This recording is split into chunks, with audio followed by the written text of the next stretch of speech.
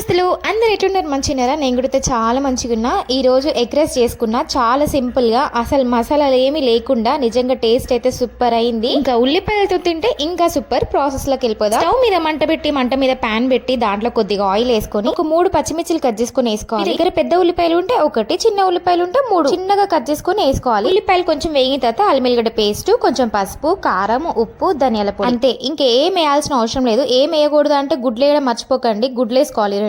ఇక ఇప్పటి నుంచి స్టార్ట్ చేస్తే ఆ గుడ్డు మంచిగా పొడి పొడి అయ్యేదాకా కలుపుతూనే ఉండాలి. ఒకవేళ ప్యాన్ కంటుకుంది అనుకోండి, గీకి కలపండి అనమాట. మంచిగా కలిపితే ఇట్లా పొడి పొడి లాగా వస్తుంది అనమాట. అప్పుడు మనం రైస్ అనేది వేసుకోవాలన్నమాట. అప్పుడే వండుకున్న అన్నమైనా ఓకే, లేకపోతే రాత్రి మిగిలిపోయిన అన్నమైనా ఓకే. మంచిగా కలుపుకోవాలి, ఎగ్ మొత్తం మిక్స్ అయ్యేలాగా. ఇప్పుడు మొత్తం మంచిగా మిక్స్ అయిపోయింది కదా, ఒక 5 మినిట్స్ అట్లా మూత పెట్టుకుందాం. వేడిగా అవుతుంది అన్నం కూడా. కావాలనుకుంటే కొంచెం కొత్తిమీర వేసుకోండి. నాకు కొత్తిమీర ఏంటంటే ఆకు తగులుతా ఉంటది, అందుకే వేసుకోలేదు. టేస్టీ అయినా ఎగ్ రైస్ రెడీ.